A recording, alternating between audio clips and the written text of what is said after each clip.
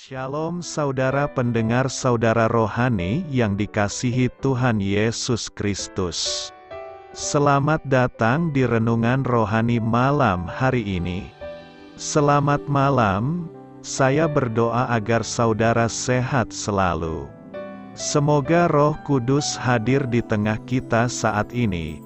Sebelum kita mulai renungan malam ini, marilah kita bersama-sama berdoa. Bapa kami yang di surga, Bapa di dalam nama Tuhan Yesus Kristus, kami sungguh mengucap syukur, ya Tuhan, oleh karena Engkau sangat baik buat kami. Engkau ada bersama kami dan menopang hidup kami di siang hari dan di malam hari. Engkau ada bersama-sama dan menyertai kami. Tuhan, kami memuji dan bersyukur kepadamu pada malam hari ini, kami masih bisa berkumpul di rumah kami yang kecil ini. Tuhan, saat ini kami hendak mendengarkan firman-Mu. Berilah pengetahuan dan bimbinglah hamba-Mu ini agar apa yang Engkau firmankan dapat bekerja sesuai kehendak-Mu. Buat kami jemaat-Mu, bukalah hati dan pikiran kami untuk mendengar dan menerima firman-Mu. Kiranya firman-Mu ini dapat menjadi berkat bagi kami. Berbicaralah Tuhan, kami sudah siap menerima firman-Mu. Di dalam nama Tuhan Yesus Kristus kami berdoa dan mengucap syukur. Amin. Sahabat saudara rohani, pembacaan ayat emas Alkitab renungan kita malam hari ini. Nats pilihan kita adalah, luruskanlah jalan bagi kakimu, sehingga yang pincang jangan terpelecok, tetapi menjadi sembuh.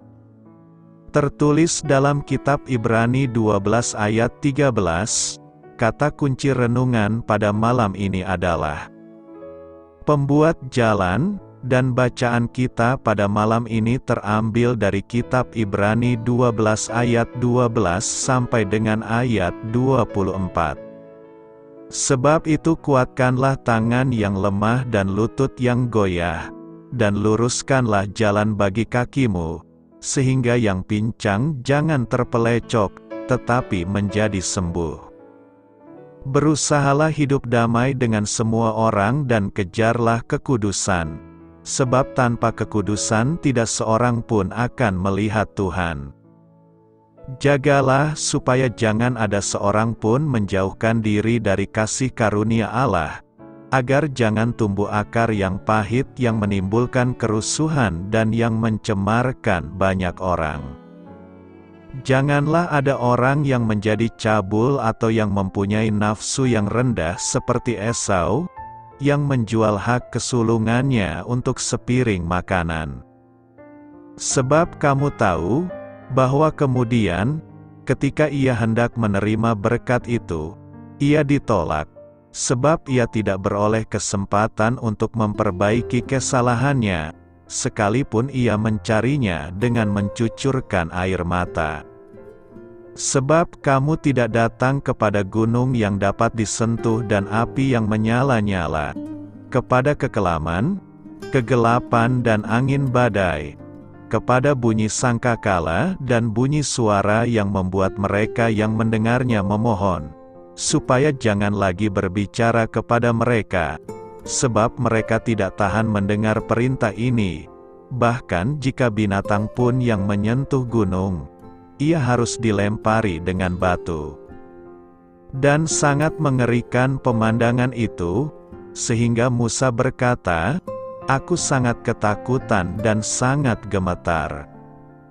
Tetapi kamu sudah datang ke Bukit Sion, ke kota Allah yang hidup, Yerusalem sorgawi dan kepada beribu-ribu malaikat, suatu kumpulan yang meriah, dan kepada jemaat anak-anak sulung, yang namanya terdaftar di sorga, dan kepada Allah, yang menghakimi semua orang, dan kepada roh-roh orang-orang benar yang telah menjadi sempurna, dan kepada Yesus, pengantara perjanjian baru, dan kepada darah pemercikan, yang berbicara lebih kuat daripada darah Habel. Terambil dari kitab Ibrani 12 ayat 12 sampai dengan ayat 24.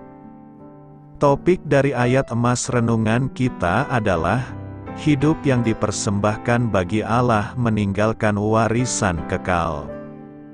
Mari kita mulai renungan malam kita. Untuk memulai hal baik, serahkanlah segala sesuatu hanya kepada Tuhan. Mari kita mulai segmen kisah inspiratif. Sampul Our Daily Bread baru-baru ini menggambarkan sebuah jalan yang penuh dengan dedaunan di pegunungan Vermont. Mereka yang melewati jalan ini dapat menikmati perjalanan yang mulus dan indah melewati daerah yang sulit. Agar semuanya ini menjadi mungkin, ada orang yang harus bekerja keras untuk merancang rutenya, menebang pepohonan, dan meratakan tempat-tempat yang tidak rata. Dalam arti tertentu, semua orang Kristiani adalah pembuat jalan. Kita sedang menyiapkan jalan iman bagi generasi mendatang. Kesetiaan hidup kita menentukan seberapa sulit perjalanan yang akan mereka tempuh. Akankah mereka harus memperbaiki kerusakan jalan akibat perbuatan kita? Dapatkah mereka membuat jalan-jalan baru bagi orang lain agar dapat menemukan Allah? Untuk menjadi pembuat jalan yang baik, kita harus memerhatikan nasihat dalam firman Allah. Penulis surat Ibrani meminta kita untuk hidup damai dan kudus, untuk memastikan tidak ada seorang pun yang tidak menikmati rahmat Allah, dan untuk mencegah tumbuhnya akar kepahitan yang menimbulkan kerusuhan serta mencemarkan banyak orang. Kita yang telah datang kepada Yesus berutang budi kepada mereka yang telah meluruskan jalan bagi iman kita. Pada gilirannya, kita harus mengingat mereka yang akan mengikuti kita dan meluruskan jalan bagi mereka. Marilah kita praktikkan iman kita dalam cara yang akan mempermudah orang lain untuk datang kepada Yesus dan untuk mengikutinya. Pembuat jalan seperti apakah Anda? Akar kepahitan, Ibrani 12 ayat 15 berkata, "Jagalah supaya jangan ada seorang pun menjauhkan diri dari kasih karunia Allah, agar jangan tumbuh akar yang pahit yang menimbulkan kerusuhan dan yang mencemarkan banyak orang." Akar kepahitan pastilah membawa masalah baik pada diri kita yang mengalami luka dan bagi orang lain yang membuat kita terluka. Mengapa akar kepahitan ini terjadi? Karena kita menjauh dari kasih karunia Allah. Itulah sebab penulis Ibrani dalam nas hari ini kembali mengingatkan kita agar jangan menjauh dari kasih karunia Allah. Jika kita menjauh dari kasih karunia Allah itu, maka kita akan rentan terkena akar kepahitan itu. Akar kepahitan itu seperti kanker emosional. Kita tidak akan pernah menduga betapa banyaknya orang yang bergumul dengan kepahitan. Hari ini, mari kita cek hati kita, yang diibaratkan seperti sebuah taman. Apa yang saat ini tumbuh di dalam hati kita? Jika kita mempelajari lebih mendalam, maka kita akan menemukan setidaknya ada 4 ciri kepahitan yang dituliskan dalam Ibrani 12. Yakni, pertama, kepahitan dimulai dari bibit yang kecil. Dimulai dari Ibrani 12 ayat 12, penulis Ibrani menggambarkan orang percaya yang putus asa sebagai atlet lari yang kelelahan ketika berlomba. Orang bisa membuat kita merasa kesal, menyinggung perasaan kita, terutama menyakiti hati kita sekalipun mereka tidak bermaksud demikian. Tapi, kita sering gagal untuk melihat bahwa Tuhan menggunakan orang-orang tersebut untuk memperbaiki tingkah laku kita. Sebaliknya, kita malah mengizinkan tindakan atau perkataan orang yang menyakitkan menjadi benih kecil kepahitan yang kita tanam dan membiarkannya tumbuh menjadi besar. Kedua, kepahitan membutuhkan tanah yang tepat. Ayat 15 mengatakan kita harus jagalah supaya jangan ada seorang pun menjauhkan diri dari kasih karunia Allah, agar jangan tumbuh akar yang pahit yang menimbulkan kerusuhan dan yang mencemarkan banyak orang. Kita tidak bisa kehilangan kasih karunia Tuhan, tapi kita bisa menjauhkan diri dari kasih karunia itu atau tidak bisa melihat kasih karunia itu. Ketika kamu lupa kasih karunia Tuhan dalam hidupmu, maka kamu tidak akan bisa memberikan kasih karunia kepada orang lain dan hatimu menjadi lebih rentan terhadap kepahitan. Ketiga, kepahitan mengembangkan akar yang dalam. Jagalah supaya jangan ada seorang pun menjauhkan diri dari kasih karunia Allah, agar jangan tumbuh akar yang pahit yang menimbulkan kerusuhan dan yang mencemarkan banyak orang. Orang yang membiarkan benih kepahitan tertanam di dalam hatinya, maka benih itu akan bertumbuh dan berakar, walaupun akar itu tidak terlihat. Hal ini sangat merusak. Itu akan menghimpit kehidupan rohani dan emosionalmu. Itu akan menahan kuasa Tuhan dan menghalangi Tuhan bekerja dalam hidupmu. Itu karena kebencian dan kekudusan tidak bisa berada dalam satu tempat secara bersamaan. Keempat, kepahitan akan menghasilkan buah yang buruk. Jagalah supaya jangan ada seorang pun menjauhkan diri dari kasih karunia Allah, agar jangan tumbuh akar yang pahit yang menimbulkan kerusuhan dan yang mencemarkan banyak orang. Ketika benih kepahitan ini berakar dan bertumbuh menjadi pohon dan menghasilkan buah, kepahitan itu tumbuh bercabang ke dua arah yang berbeda, ke arah dirimu sendiri dan membuatmu menjadi bermasalah, dan kepada orang lain yang membuat mereka tercemar. Bahkan hal itu bisa merusak hubunganmu dengan Tuhan. Kita yakin bahwa ada sesuatu di masa lalu yang membuat kita merasa kepahitan. Tapi, jangan biarkan rasa sakit itu mengakar di hati kita dan tumbuh dalam diri kita. Jangan menyiraminya dengan cara berpikir yang berpusat pada diri sendiri. Jangan memupuknya dengan mencari simpati dari orang lain. Apapun rasa sakit yang kita alami, bagaimanapun orang lain telah menyakiti kita, bawalah ke kaki salib dan katakan, "Ini milikmu, Tuhan, aku memberikannya kepadamu." Menurutmu, apakah Tuhan dapat mengangkat semua kepahitan yang kamu rasakan dan membuatmu menjadi orang yang lebih baik, alih-alih membiarkan benih itu berakar dan bertumbuh? Biarkan kepahitan tersebut mati oleh kasih Allah yang tidak habisnya. Karena itu, yakinlah bahwa hidup kita akan berubah dari pahit menjadi lebih baik. Menanggalkan beban. Ibrani 12 ayat 1 berkata, "Karena kita mempunyai banyak saksi, bagaikan awan yang mengelilingi kita, marilah kita menanggalkan semua beban dan dosa yang begitu merintangi kita, dan berlomba dengan tekun dalam perlombaan yang diwajibkan bagi kita." Apa yang dimaksud dengan beban? Beban adalah sesuatu yang mengikat kita hingga membuat kita sulit untuk bertumbuh atau melangkah maju.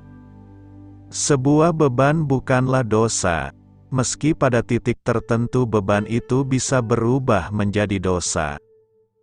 Beban bisa berupa hobi yang mengikat, bisa berupa rasa sakit hati, trauma kegagalan, kemalasan, persoalan dalam keluarga, rumah tangga atau pekerjaan, tekanan, stres, kekecewaan, dan lain-lain. Semua ini akan membuat kita sulit untuk melangkah maju. Berjalan saja sulit, apalagi berlari, dan jika kita biarkan berbagai belenggu beban ini memberatkan kita, lama-lama semuanya bisa membuat kita semakin parah dan lama-lama bisa menjadi dosa. Oleh karena itulah kita perlu melepaskan semua beban yang merintangi kita, yang dalam bahasa Inggrisnya disebut dengan encumbrance atau unnecessary weight. Kita bisa melepaskannya dengan meletakkan beban itu di kaki Yesus dan Dia akan segera menggantikannya dengan kelegaan. Sebab firman Tuhan berbunyi, "Marilah kepadaku, semua yang letih lesu dan berbeban berat, Aku akan memberi kelegaan kepadamu." Dosa tidak saja merintangi, tapi juga menjerat dan mengikat. Dosa bisa membuat kita terjatuh saat bertanding. Dosa mampu mengikat kita hingga tidak bisa lagi bergerak. Dosa, dalam bentuk apapun, besar atau kecil, tetaplah dosa yang mampu membawa kita bukan hanya ke dalam kegagalan, tapi lebih dari itu bisa mengarahkan kita menuju kebinasaan yang kekal. Sebab upah dosa ialah maut, untuk itulah kita harus dengan segera mengakui dosa-dosa kita di hadapan Allah. Dan jika kita mengakui dosa-dosa kita serta memutuskan untuk bertobat, Allah sendiri yang akan segera mengampuni bahkan menyucikan kita. Jika kita mengaku dosa kita, maka Ia adalah setia dan adil, sehingga Ia akan mengampuni segala dosa kita dan menyucikan kita dari segala kejahatan. Betapa indahnya janji Tuhan yang memberikan pengampunan, yang berbunyi seperti ini, "Sekalipun dosamu merah seperti kirmizi, akan menjadi putih seperti salju. Sekalipun berwarna merah seperti kain kesumba, akan menjadi putih seperti bulu domba." Bukan hanya diampuni tetapi hingga dibenarkan.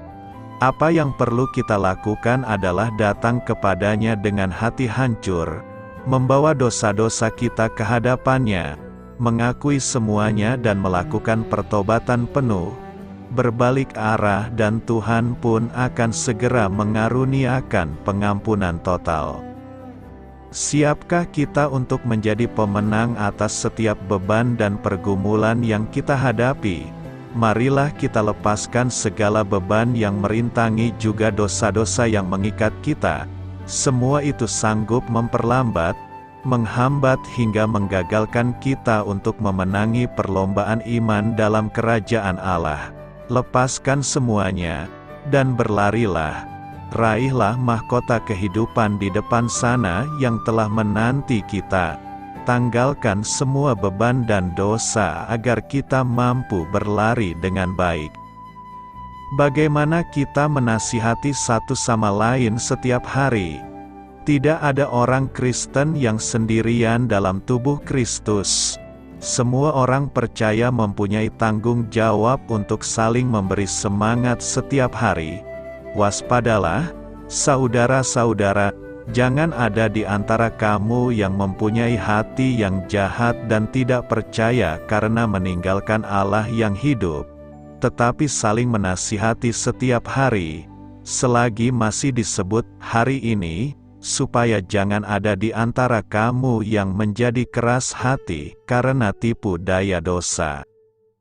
Dalam bahasa aslinya, kata kerja yang diterjemahkan, menasihati, dalam Ibrani 3 ayat 13 berarti, dengan sungguh-sungguh mendukung atau mendorong suatu tanggapan atau tindakan. Itu berasal dari kata benda Yunani paraklesis, yang mengacu pada panggilan seseorang di samping untuk membantu atau memberi semangat. Kata tersebut berkaitan dengan nama yang Yesus berikan kepada Roh Kudus, yang berarti penolong. Rasul Paulus menggunakan kata Yunani yang sama dalam 1 Tesalonika 5 ayat 11 berkata, hendaklah kamu saling menguatkan dan saling membina, seperti yang telah kamu lakukan. Sebagai umat Kristiani, kita dipanggil untuk mengembangkan hubungan yang erat, berjalan berdampingan satu sama lain, saling menguatkan dalam iman, dan mendorong pertumbuhan rohani yang berkelanjutan. Nasihat Kristen mengandung gagasan untuk menggugah atau memotivasi rekan seiman untuk bertindak. Salah satu cara utama kita dapat menasihati satu sama lain setiap hari adalah melalui keterlibatan dalam kehidupan nyata, tatap muka, dan pertemuan langsung dalam kehidupan masing-masing.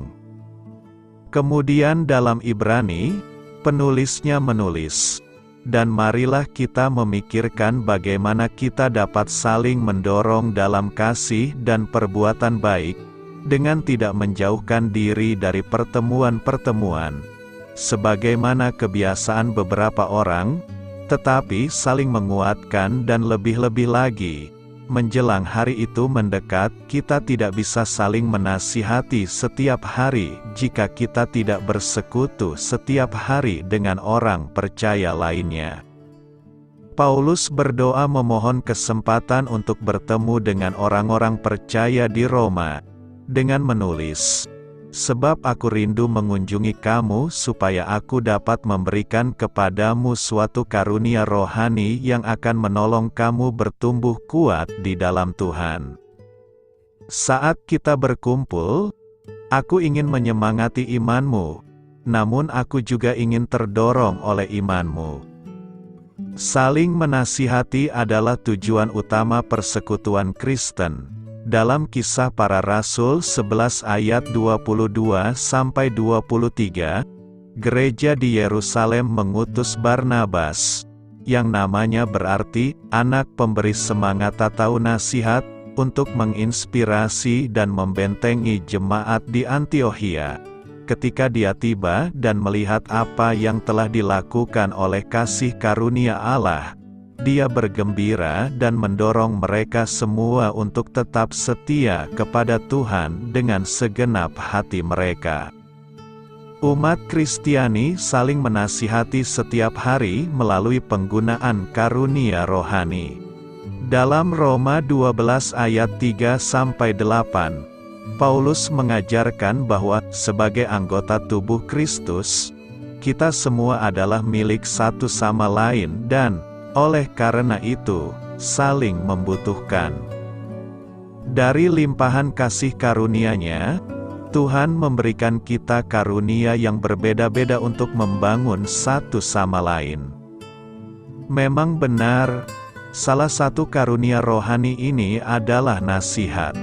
Paulus mendesak jemaat di Korintus untuk berupaya untuk unggul dalam karunia-karunia yang akan menguatkan seluruh gereja.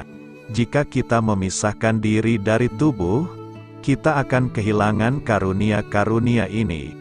Dalam keterasingan, kita membiarkan diri kita rentan terhadap godaan dan serangan rohani. Namun, ketika kita berdiri berdampingan, kita memiliki kekuatan yang besar untuk mengalahkan musuh kita, iblis. Bersama-sama kita dapat saling mendukung dengan lebih baik dalam peperangan rohani. Doa adalah cara lain kita dapat menasihati satu sama lain setiap hari. Paulus memberi kita banyak contoh doa yang membangun iman. Kita juga dapat menasihati satu sama lain setiap hari dengan mengucapkan perkataan yang hidup dan kebenaran. Perkataan kita mempunyai kuasa yang luar biasa baik untuk menghancurkan maupun memulihkan kehidupan. Paulus memperingatkan kita untuk hanya mengatakan hal-hal yang membina dan bermanfaat bagi orang lain. Janganlah ada perkataan yang tidak sehat keluar dari mulutmu, tetapi hanya perkataan yang berguna untuk membina orang lain sesuai dengan kebutuhannya, agar bermanfaat bagi mereka yang mendengarkannya. Anak didik Paulus, Timotius, ditugasi sebagai pendeta muda dengan tanggung jawab menasihati jemaatnya melalui khotbah dan pengajaran firman Tuhan, mengoreksi, menegur, dan menasihati dengan penuh kesabaran dan pengajaran yang cermat. Meskipun pendeta mempunyai kewajiban unik untuk menasihati tubuh Kristus, setiap orang Kristen harus memperhatikan rekan seiman yang mungkin sedang bergumul dalam iman. Kita semua dipanggil untuk saling bahu-membahu untuk saling memberi dorongan, bimbingan, penghiburan, dan dukungan dalam perjalanan kekristenan kita sehari-hari. Apa artinya tanpa kekudusan tidak seorang pun akan melihat Tuhan? Kekudusan Allah merupakan aspek penting dari karakternya. Allah menghendaki bahkan memerintahkan agar umatnya mencari kekudusannya, meneladani gaya hidup yang mencerminkan kekudusan Allah sangatlah penting sehingga penulis kitab Ibrani mendesak umat Kristiani untuk berjuang untuk perdamaian dengan semua orang, dan untuk kekudusan yang tampaknya tidak seorang pun akan melihat Tuhan. Dalam khotbahnya di bukit, Yesus berkata, "Berbahagialah orang yang suci hatinya, karena mereka akan melihat Allah." Orang-orang yang ingin hidup dalam persekutuan yang erat dengan Tuhan dan berjumpa dengannya secara langsung harus menjauhi kepentingan-kepentingan yang mementingkan diri sendiri dan tidak suci. Mereka harus mencari dahulu kerajaannya dan kebenarannya. Orang-orang percaya dipanggil untuk menjadi seperti Allah dalam kekudusannya. Rasul Petrus memerintahkan umat beriman untuk hidup sebagai anak-anak Allah yang taat.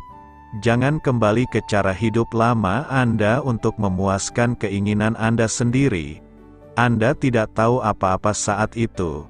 Tetapi sekarang kamu harus suci dalam segala hal yang kamu lakukan, sama seperti Tuhan yang memilih kamu adalah suci. Sebab dalam kitab suci tertulis, "Hendaklah kamu kudus, sebab aku kudus." Tanpa usaha seumur hidup menuju kekudusan pribadi, tidak seorang pun akan melihat Tuhan. Tuhan harus mendisiplin anak-anak yang dengan sengaja tidak taat dan hidup untuk menyenangkan diri mereka sendiri. Di seluruh kitab suci, Allah mengimbau umatnya untuk berupaya memupuk kekudusan. Sebab Allah tidak memanggil kita untuk hidup dalam kecemaran, melainkan untuk hidup kudus. Pernyataan tanpa kekudusan, tidak seorang pun akan melihat Tuhan mencerminkan harapan penulis untuk melihat Kristus pada kedatangannya kembali. Ini adalah titik puncak dari ayat yang lebih luas. Jika tujuan utama kita adalah menjadi seperti Kristus dan melihat Dia ketika Dia datang kembali, maka upaya praktis kita sehari-hari harus mengarah pada kemurnian pikiran dan gaya hidup. Kita adalah bait Allah yang hidup. Mengingat wahyu ini, Rasul Paulus mendesak, "Karena kita mempunyai janji-janji ini, saudara-saudaraku yang kekasih, marilah kita menyucikan diri kita dari segala sesuatu yang dapat menajiskan tubuh dan roh kita. Dan marilah kita berupaya menuju kekudusan yang sempurna karena kita takut akan Tuhan." Paulus berkata kepada Timotius, "Jadi siapa yang membersihkan dirinya dari apa yang tidak terpuji, ia akan menjadi bejana untuk penggunaan yang terhormat, dikhususkan sebagai tempat kudus, berguna bagi tuan rumah, dan siap untuk setiap perbuatan baik." Kita menemukan gagasan yang sejajar dengan tanpa kekudusan, tidak ada seorang pun yang akan melihat Tuhan, dalam kata-kata Paulus berikut ini. Sebab hal ini dapat dipastikan, tidak ada orang yang tidak bermoral, tidak tahir, dan serakah orang seperti itu adalah penyembah berhala mempunyai warisan dalam kerajaan Kristus dan Allah. Tentang masa depan, Yerusalem baru yang mulia, Rasul Yohanes berkata, tidak ada sesuatu pun yang najis yang akan masuk ke dalamnya, dan tidak ada orang yang melakukan apa yang memalukan atau menipu, kecuali mereka yang namanya tertulis dalam kitab kehidupan anak domba. Penting untuk dipahami bahwa, sebagai umat tebusan Tuhan, kita dikuduskan melalui karya paripurna Kristus, yaitu persembahan tubuhnya di kayu salib. Kita diselamatkan oleh Yesus untuk panggilan kudus, bukan karena perbuatan kita, tetapi karena maksud dan kasih karunia-Nya, yang dianugerahkannya kepada kita dalam Kristus Yesus sebelum zaman dimulai. Dia menyelamatkan kita, bukan karena perbuatan baik yang telah kita lakukan, tetapi karena belas kasihan-Nya. Ia menghapus dosa kita, memberikan kita kelahiran baru dan hidup baru melalui Roh Kudus. Pengudusan didasarkan pada kematian dan kebangkitan Yesus Kristus dan karya Roh Kudus yang terus berdiam di dalam diri kita, termotivasi oleh pengetahuan bahwa tanpa kekudusan tidak ada seorang pun yang akan melihat Tuhan. Kita terus berusaha sekuat tenaga demi Kristus, berusaha mengenakan sifat baru kita, yang diciptakan seperti Allah benar-benar benar dan kudus. Kamu adalah terang di dalam Tuhan. Efesus 5 ayat 8 berkata, memang dahulu kamu adalah kegelapan, tetapi sekarang kamu adalah terang di dalam Tuhan. Sebab itu hiduplah sebagai anak-anak terang. Terang dan gelap merupakan dua kutub magnet kekuatan yang saling mempengaruhi kehidupan manusia. Unsur dikotomi, tarik-menarik antara terang dan gelap itu selalu ada, dan terhadap kedua kutub magnet ini, manusia diminta untuk menentukan sikap. Kita ditempatkan di dunia ini menjadi terang, yaitu untuk membawa perubahan dan bukan untuk dipengaruhi dunia. Jadilah anak-anak terang dan membawa kemajuan dan perubahan bagi banyak orang. Gelap sesungguhnya adalah ketidakadaan terang. Ketika terang hadir, maka kegelapan pun segera akan sirna. Namun ketika sumber terang tidak dapat berfungsi, maka ia justru tenggelam dalam kegelapan itu sendiri. Karenanya, terang itu harus dijaga cahayanya agar ia dapat berfungsi sebagaimana mestinya. Itu sebabnya Paulus mengingatkan kita agar berlaku sebagaimana identitas kita sebagai terang. Sebagai terang, maka hidup kita tidak lagi dalam kegelapan, namun haruslah di dalam terang. Kegelapan tidak dapat menang. Kita menyalakan lampu dan kegelapan akan hilang begitu saja. Kegelapan tidak dapat menahan dan mengalahkan terang. Entah kegelapan menyukai terang atau tidak, terang tetap menembusi kegelapan. Dengan demikian, terang dan kesaksian orang Kristen harus mampu menembusi dan mengatasi kegelapan. Orang Kristen harus mencolok seperti terang, sehingga kegelapan benar-benar mengambil perhatian. Terang gereja begitu lemah. Gereja memiliki begitu sedikit terang jika ada sama sekali, sehingga dunia tidak perlu mempedulikan gereja, apalagi mengatasi dunia. Kita harus menonjol di dalam kehidupan ini sebagai suatu umat yang berbeda. Orang-orang yang tinggal bersama kita, apakah mereka memperhatikan sesuatu yang berbeda dengan kehidupan kita? Jika tidak, maka ada sesuatu yang tidak beres mengenai kehidupan kita. Mereka seharusnya memperhatikan bahwa kita menonjol berbeda dari orang yang lain. Hidup sebagai anak terang berarti kita tidak lagi turut mengambil bagian dalam perbuatan-perbuatan kegelapan yang tidak berbuahkan apa-apa, tetapi sebaliknya telanjangilah perbuatan-perbuatan itu. Dengan kata lain, kita tidak lagi berkompromi dengan dosa. Kita tidak lagi hidup menuruti keinginan daging.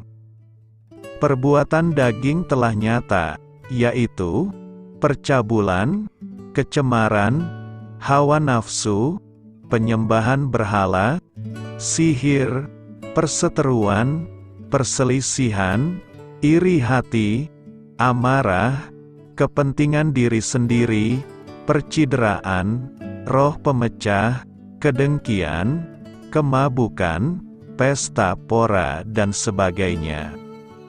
Sementara dunia saat ini dipenuhi kegelapan yang hanya bisa dikalahkan oleh terang. Kegelapan tidak dapat mengalahkan terang, tetapi terang dapat mengalahkan kegelapan. Ketika kita menyalakan sebuah lampu atau obor di tempat yang gelap, seketika itu juga kegelapan akan sirna. Sepekat apapun kegelapan itu, terang tetap mampu menembusnya.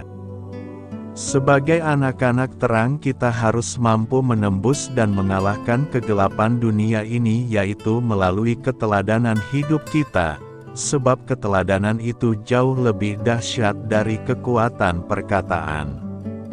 Kekristenan adalah sesuatu yang bisa dilihat, bukan hanya di dalam gedung gereja dengan segala kegiatan yang berbau pelayanan, tetapi harus bisa dilihat oleh dunia, baik melalui perkataan dan perbuatan, sebab iman tanpa perbuatan pada hakikatnya adalah mati.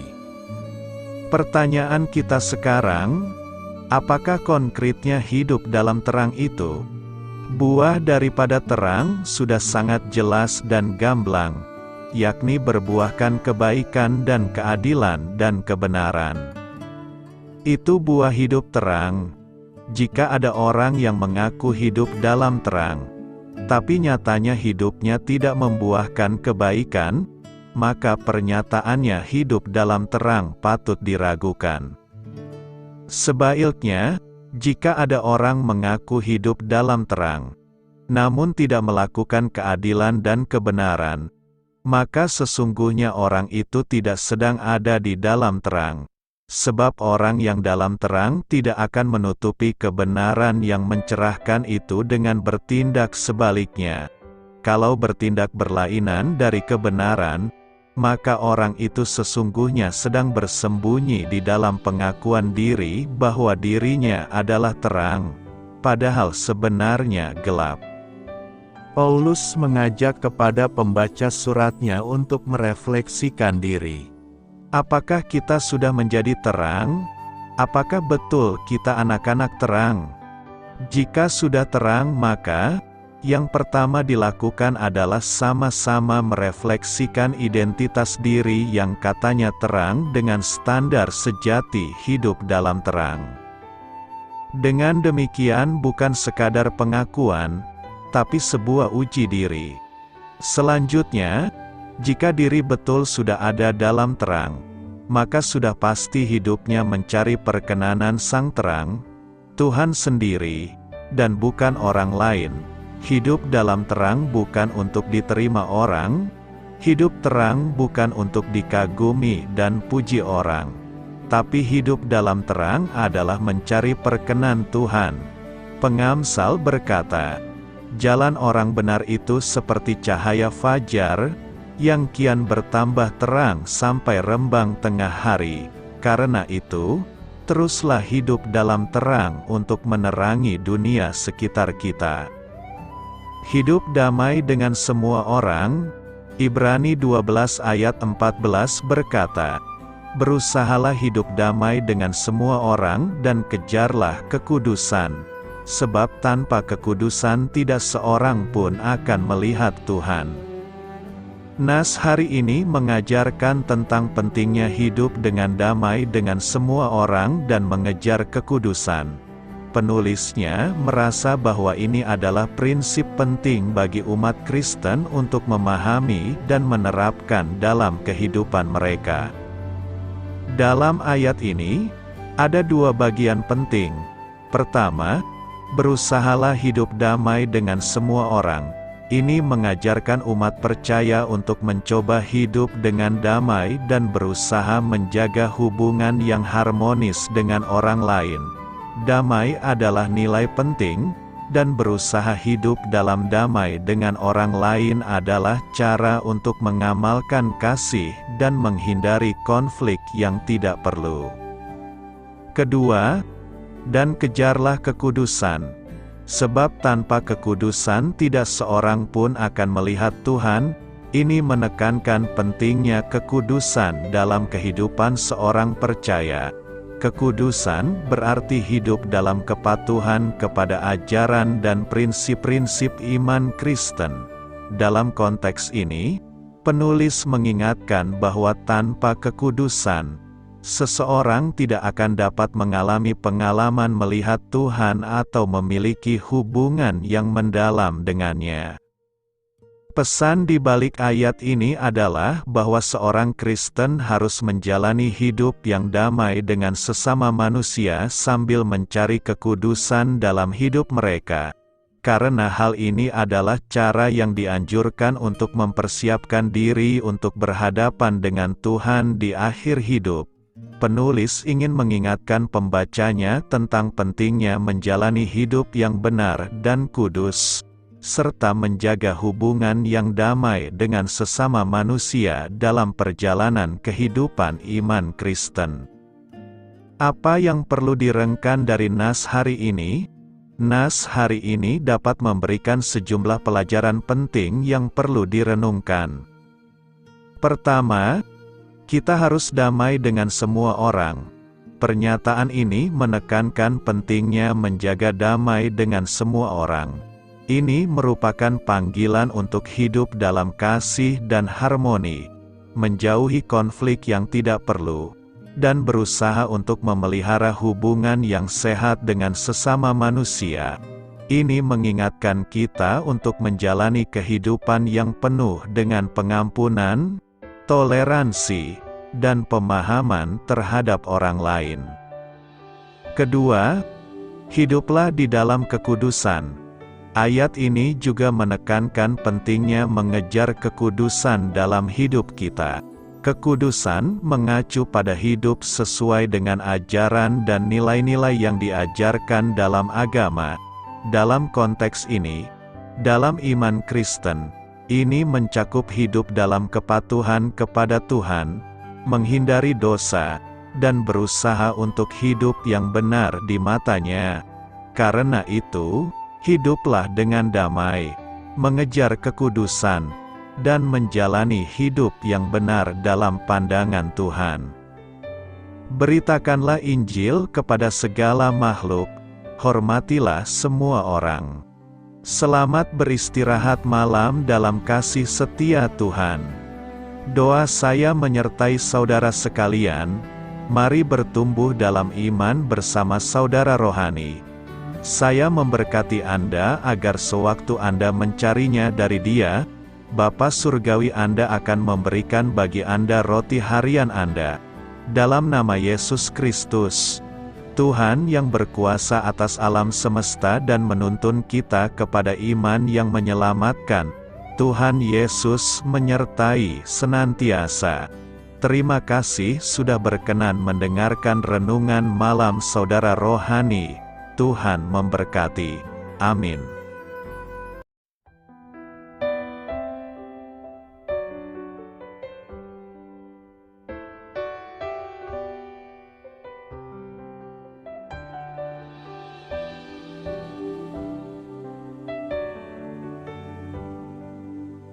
Marilah kita renungkan, sahabat saudara rohani, demikianlah renungan firman Tuhan malam hari ini.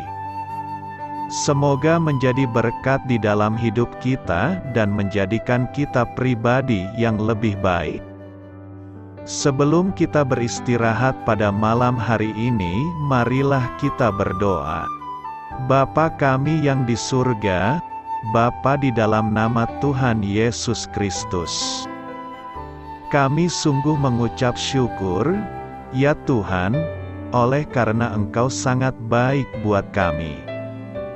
Engkau ada bersama kami dan menopang hidup kami di siang hari dan di malam hari. Engkau ada bersama-sama dan menyertai kami, ya Tuhan Yesus.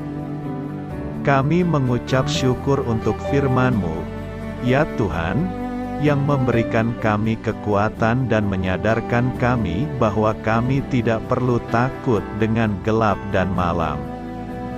Sebab Tuhan, Engkau ada bersama kami. Engkau melindungi kami dan menjadi perisai bagi kami hamba-Mu berdoa saat ini. Tuhan, untuk setiap pendengar renungan ini yang mengalami ketakutan, kecemasan, kegelisahan, pada situasi gelap dan malam hari di dalam nama Tuhan Yesus Kristus. Kuasa Tuhan melepaskan mereka dari segala ikatan roh-roh ketakutan yang mengikat mereka saat ini. Tuhan melepaskan setiap anak-anak-Mu dari segala rasa takut dan kecemasan. Di dalam nama Tuhan Yesus segala kuasa-kuasa roh jahat, kuasa setan iblis yang mengganggu anak-anak-Mu, ya Tuhan, tolong hancurkan dan halaukan dengan kuasa-Mu. Dalam nama Tuhan Yesus Kristus, berkati setiap kami anak-anak-Mu, ya Tuhan, dan lindungilah kami. Kami aman di dalam Engkau. Ya Tuhan, penuhilah setiap hati kami dengan keberanian, damai sejahtera, dan sukacita serta ketenangan yang dari Tuhan. Berkati kami di malam hari ini, saat kami tidur dan beristirahat. Kuasa-Mu, ya Tuhan, menaungi setiap kami, memberkati dan melindungi kami. Bangunkanlah kami kembali besok pagi dengan kekuatan yang baru. Tubuh yang sehat diberkati Tuhan dan berkat-berkat yang baru, Tuhan sediakan bagi kami.